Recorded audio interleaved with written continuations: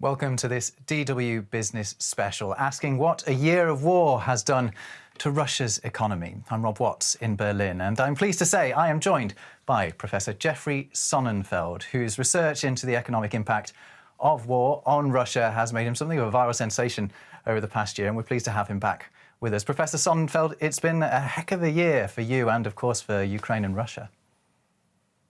Thanks so much. Yes, we've been quite busy, but we certainly don't have any of the sense of peril and suffering of the Ukrainians. It is amazing the national character that has come to the surface as we have seen them overcome these political divides and character breakdowns of corruption and systems and things to unify a nation as we've rarely seen before. That selflessness is incredible. Of course, President Zelensky's leadership, but wherever you look in the nation, it's a remarkable sense of resolve. And yeah, we too have been on the sidelines and in a far more comfortable situation. We've had our team of 40 volunteers working pretty much 24/7, trying to keep up with constant changes on chronicling the unparalleled exit of 1,000 plus major multinational companies from Russia in outrage over this attack on a peaceful sovereign nation and the civilian atrocities that are shameful by Russia,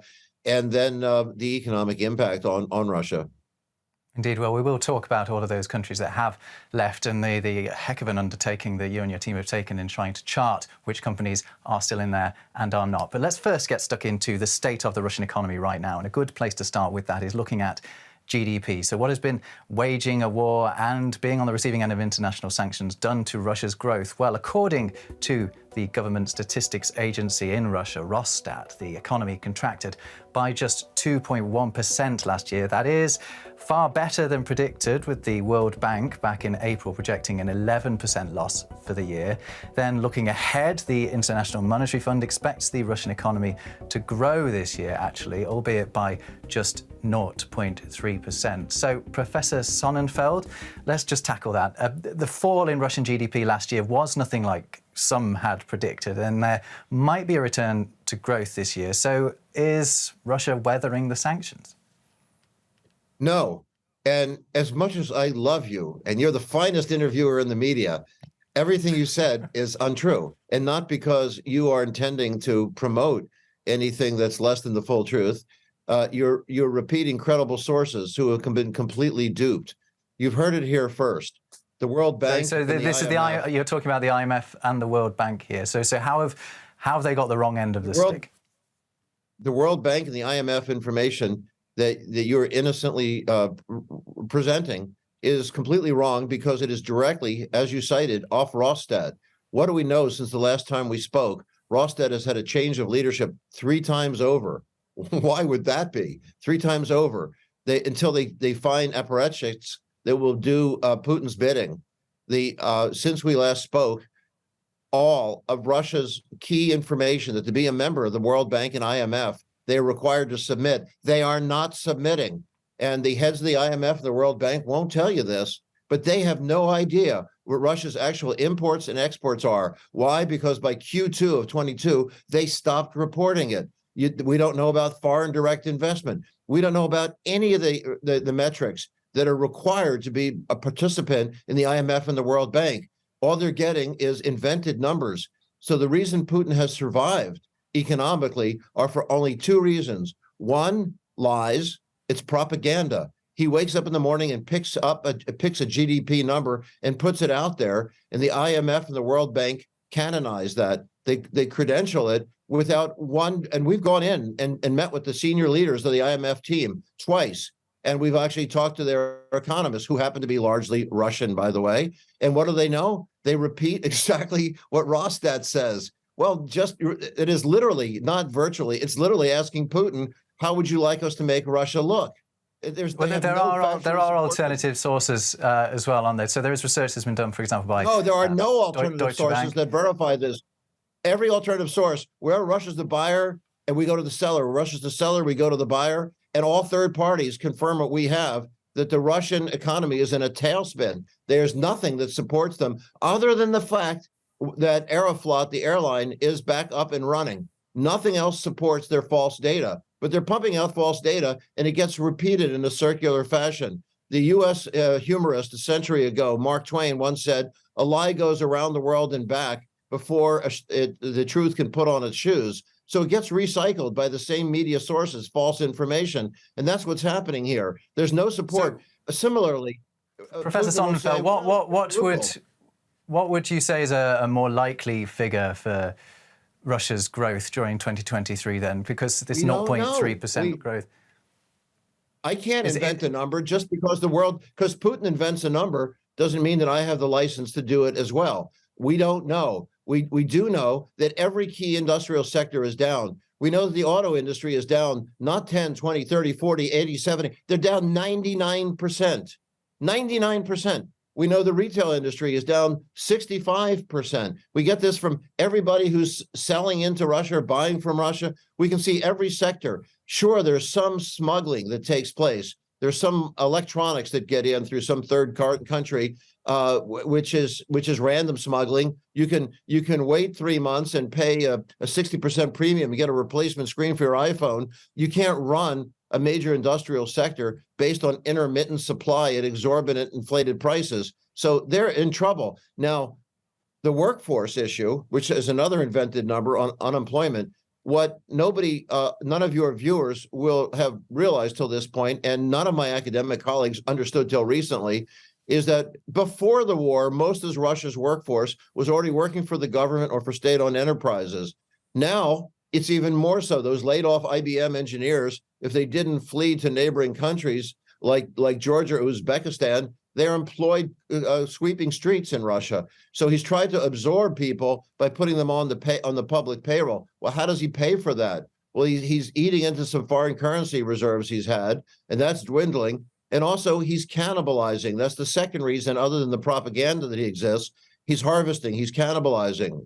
We could send you the photographs of thousands of refrigerators being torn apart to harvest chips for use in military, for weapons purposes. But industries their seed capital is being harvested, and same with paying people to stay employed. They're just taking them out of other businesses and trying to prop them up. It's not a sustainable economy. He's running deficits, and what the World Bank, Professor Sonnenfeld, the IMF can't tell you is who is funding it. There's nobody that is buying Russian debt. So you can't run a deficit. Well, yeah, Professor Sonnenfeld, we can talk a bit more about how President Putin might be controlling the message on the Russian economy and exactly the sort of information that he is trying to put out there. And we can talk about that particularly this week because President Putin gave a State of the Union speech a few days ago, coinciding with the anniversary of his invasion of Ukraine. In it, he did insist that the West had failed in its attempt to undermine the Russian economy. Let's just take a quick look at what he said. The Russian economy turned out to be much stronger than the West had thought. Thanks to the joint work of the government, parliament, the Bank of Russia, the regional governments, and of course the business community and labor communities, we ensured the stability of the economic situation, protected citizens, saved jobs, prevented market shortages, and propped up the financial system.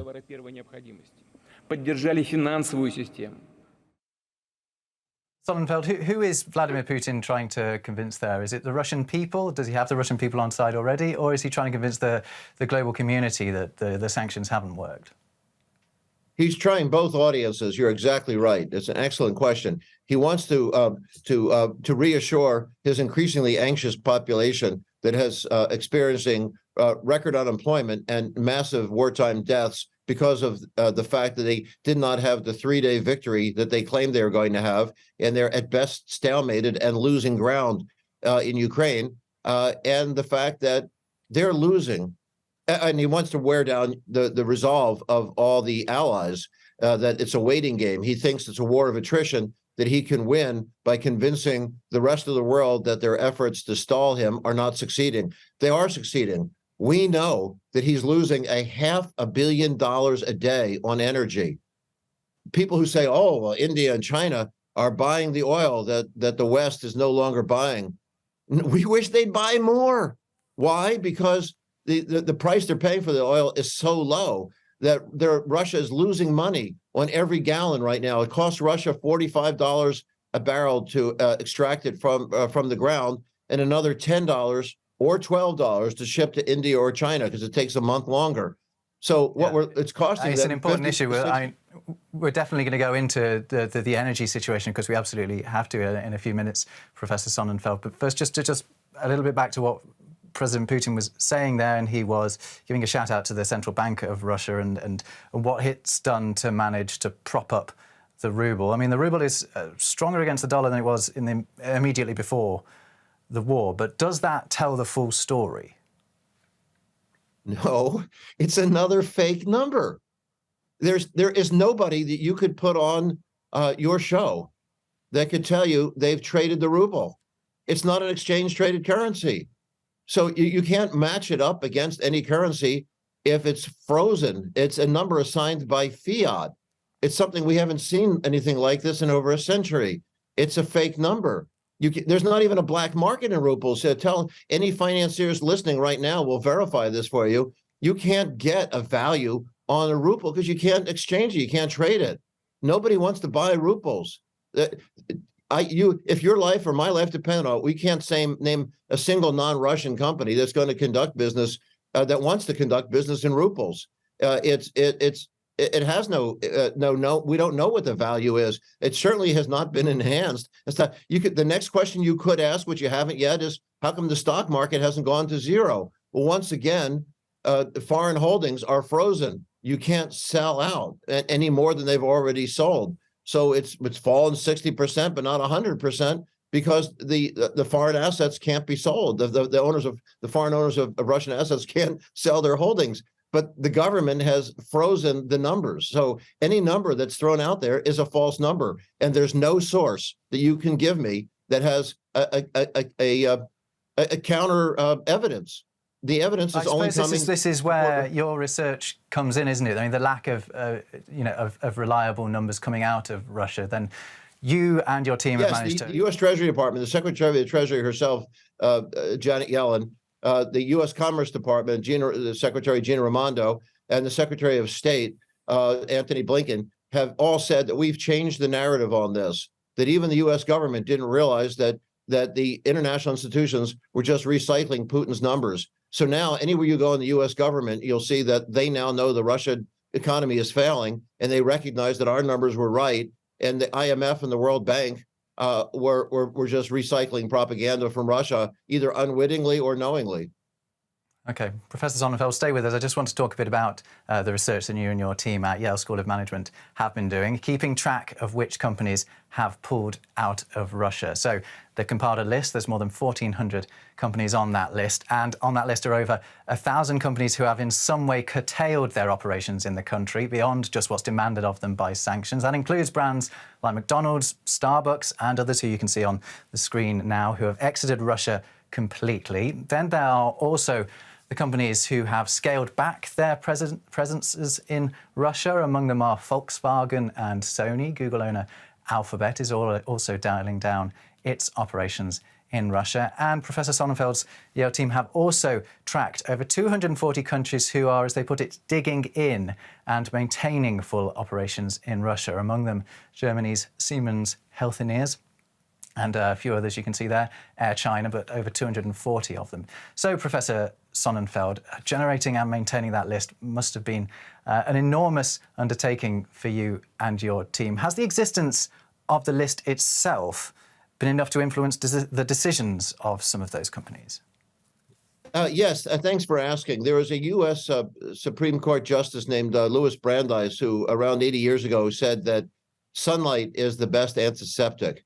And as we got into this, because the early movers that pulled out on February 24th of last year told us they were most upset that the media and academics, my line of work and your line of work, were confusing the good guys with the fakers, the people who were bold movers versus those who were issuing platitudes, just saying atmospherics, our hearts and minds are with the Ukrainian people. Here's $1.50 to go buy yourself a third of a cup of coffee. That they weren't doing anything. So we created a grading system of A, B, C, D, and F.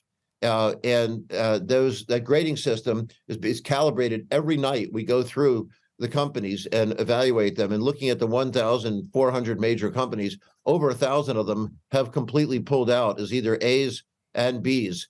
And that's been quite powerful. But initially, most of them were D's and F's. But as they had the spotlight of public scrutiny on them through customer feedback, investor feedback, employee feedback, there's been a mass exodus, 6 times that of the one in South Africa in 1988. And of those Fs, as they're called in your study, basically the ones who are digging in, who are maintaining their operations as if the war wasn't basically happening.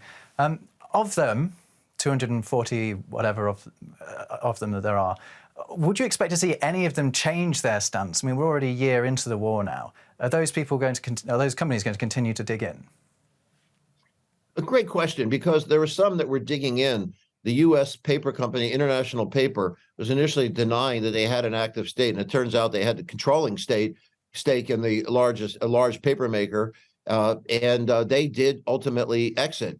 They even had their own management team, was half of that company's management team. They've all exited. And similarly, the U.S. company Koch Industries, KOCH, was stubbornly staying in there. They too did now eventually pull out, and they've gone from F to A, which is a pretty remarkable move. So we've seen some move positively that way. We have, I'm sorry to say, seen a few companies move the other way too, and they're not happy with us. We've just now, you're the first to know this, just downgraded Carlsberg Breweries, which had announced they were pulling out, and in fact never completed a sale, but it also didn't shut down their operations, and they continue to harvest their revenues and to fuel Putin's war machine despite the platitudes that they issued. And we're frankly disappointed with Heineken, that is saying they're putting their profits in a reserve escrow account in Russia, but they're still operating there, and they haven't found a buyer, unlike AB InBev, which just completely shut down and shuttered their operations. So we're seeing there's been a movement, but the mass stampede was really in March and April, and now we see trickling movement, most of it going towards more companies pulling out. Yeah, we did hear from Heineken earlier this week saying that they hadn't been able to find a buyer, and they now expect to sell their business at a loss if they do so. But is it the case that, well, they should be accepting a loss? They should not only be accepting a loss, they should accept a complete write-down, and they won't cost them a penny. We put this research out in SSRN, the Social Science Research Network scholarly journals, also in the Washington Post and elsewhere. We've actually shown, naming the companies, but also showing the quantitative research of the hundreds and hundreds and hundreds of companies that pulled out completely. It actually benefited them against those 400 companies that stayed in. It hurt them. That it's reducing operational risk, reducing financial risk, reducing reputational risk, that it is actually, there's no gap between the interests of the shareholders and the interests of other stakeholders and the character of the firm. And this is at least one case where doing the right thing is rewarded financially. Doing good and doing well are not antithetical to each other. And it's surprising that Heineken, of all companies, which I used to use as a good example, didn't recognize that far earlier. For example, Royal Dutch Shell or BP or Exxon, they shut down completely and immediately, and BP wrote down $9 billion right away. And what happened? They're rewarded enormously, almost 2.5 times over in the financial markets. So it turned out not costing them anything. You don't look at an investment in terms of what it costs. You take a look at what the return is, and the return dwarfs whatever they invested in their corporate character and their reputation. It's hard to do business in Russia right now. It's not a smart place to be. They have trouble paying people. They have trouble getting parts. They have trouble getting paid, let alone the cost of their corporate character. Places like Heineken or Unilever or Philips, it's bewildering that they're still there. Okay, Professor Sonnenfeld, I just want to move on to something that you raised a little earlier on, and that is the fact that, a major source of income for Russia's war machine is its sales of oil to the rest of the world. However, the EU and G7 have sought to limit that by capping the price that it's willing to pay for a barrel of Russian oil. Nevertheless, Russia still managed to export 8.2 million barrels of oil per day to world markets in January. That's down 160,000 thereabouts on pre-war levels.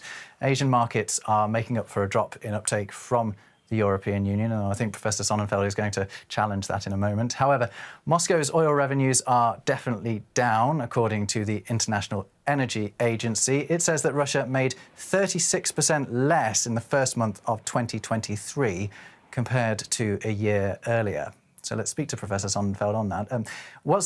Has the West failed to hit Russia where it really hurts in its energy exports?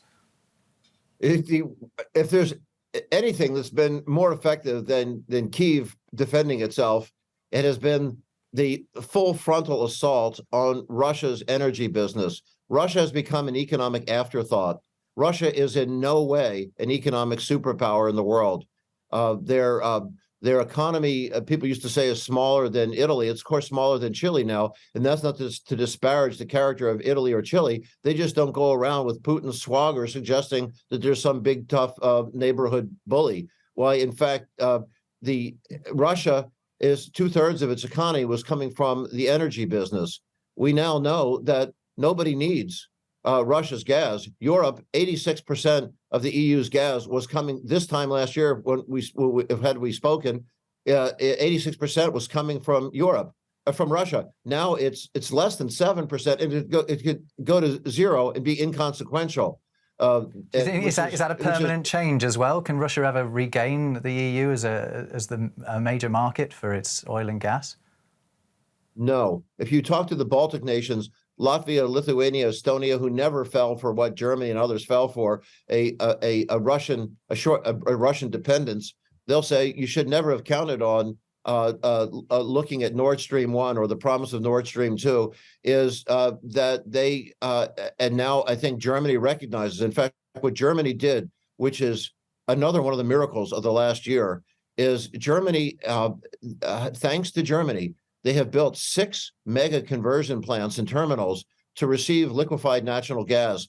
Most energy analysts, either by their lack of information or their unwillingness to tell it on TV and in media circles, talking their own book, there was a hysteria last spring driving up oil and gas prices wrongly, is in fact liquefied natural gas, which has only been commercialized since 2015, 2016. It's a century-old technology, but only became a major successful industry recently in the last 8 years or so, is that it's not figured into most of the analysts' equations, is that's turned out to be an enormous source of energy. It can be shipped. So now Norway and the U.S.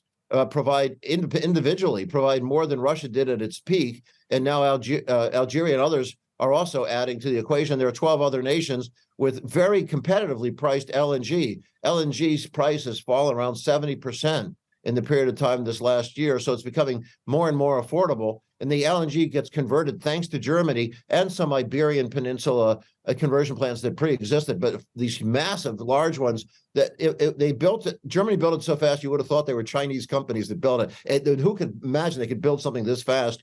And now that gets converted from the form that it travels in, shipped as solid, basically as liquid, back into vapor form to go through pipelines throughout Europe. All Putin has is vapor form gas, is natural gas. When he, with his bravado, says that we're just going to pivot and sell it to India and China, he can't. Why? Because he doesn't have the network of pipes. Again, the IMF, the World Bank, and most economists at major universities missed that. They didn't realize that Asia needs the network of pipelines from Russia that they don't have. It'll take them 6 years to build it, and there hasn't been one shovel dug, one trench dug to begin building it, because they're not going to try. They couldn't do it in 6 years. So it's a big problem. Most of Russia's gas goes nowhere. In terms of Russia's oil, we would like India and China to buy more of it. It's so cheap. The G7,